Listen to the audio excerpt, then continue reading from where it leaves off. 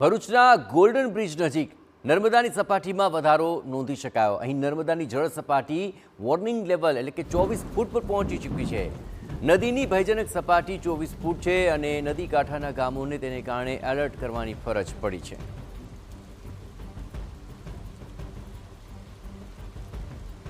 ઉપરવાસમાંથી લગભગ 4,45,000 જેટલું ક્યુસેક પાણી નર્મદા નદીના ડાઉનસ્ટ્રીમમાં છોડવામાં આવતા ભરૂચ નજીક રેવાજી ધીરે ધીરે હવે રૌદ્ર સ્વરૂપ ધારણ કરી રહ્યા છે। આપ જોઈ શકો છો કે હાલમાં ભરૂચના ગોલ્ડન બ્રિજ નજીક નર્મદા નદી 24 ફૂટની તેની ભયજનક સપાટીને ઓળંગી ગઈ છે।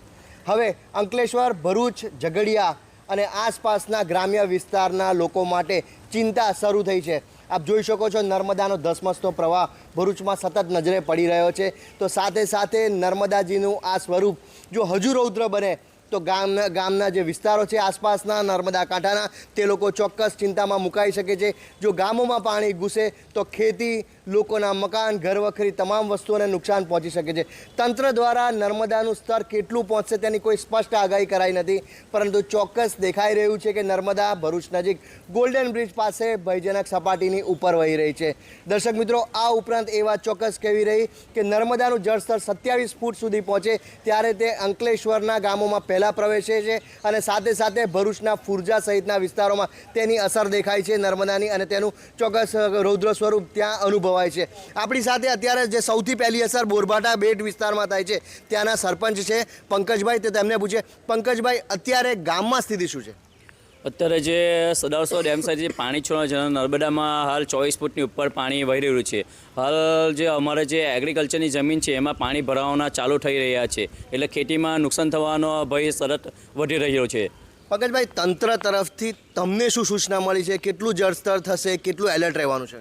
તંત્ર દ્વારા હાલ તો ગઈકાલે પોલીસ પ્રશાસન તેમજ જિલ્લા પ્રશાસન દ્વારા 24 ફૂટ પાણી જેવું થવાની શક્યતા કરવામાં આવ્યું હતું, પરંતુ હાલ એવું લાગી રહ્યું છે કે નદીનું જળસ્તર વધી રહેલું છે, જેના કારણે હાલ જે નદી કાંઠા વસતા લોકો છે એમને સલામત સ્થળે ખસવા માટે પણ અપીલ કરવામાં આવી રહેલી છે।